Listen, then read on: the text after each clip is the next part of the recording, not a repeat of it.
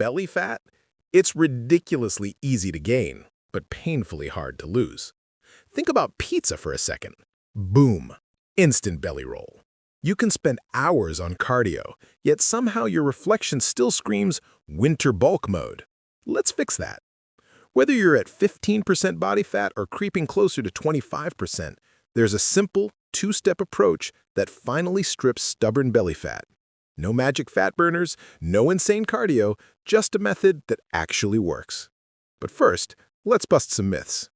You've probably already dropped weight. Your arms look leaner, your face sharper, but that belly fat? It's clinging on like it owns the place. Here's the truth.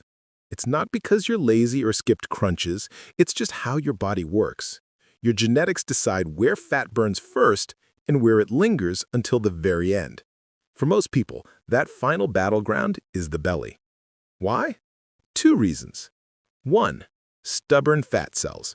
Belly fat holds on way tighter than fat in your arms or face. 2.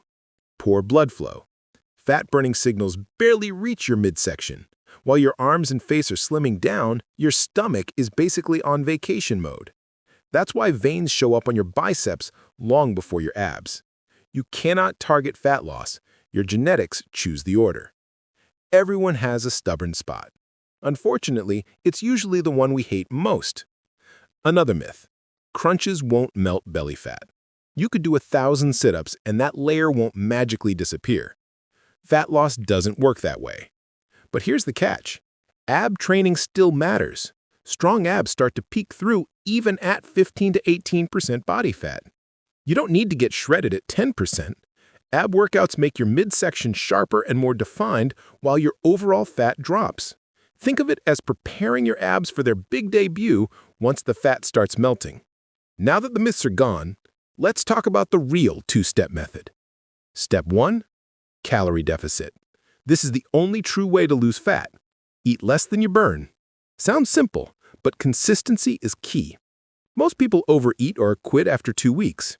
You don't need to starve, just maintain a small, steady deficit long enough for your body to respond. Patience wins. Step 2. Speed up the deficit.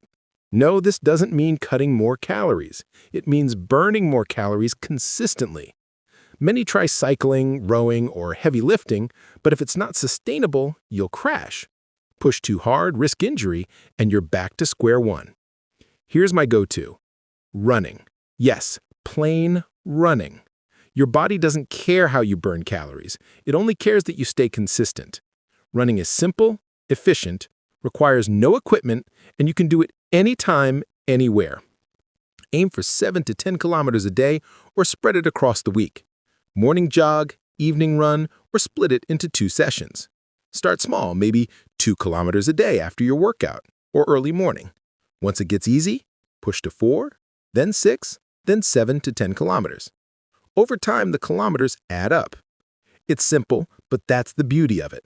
Combine steady running with a clean calorie deficit, and belly fat doesn't stand a chance.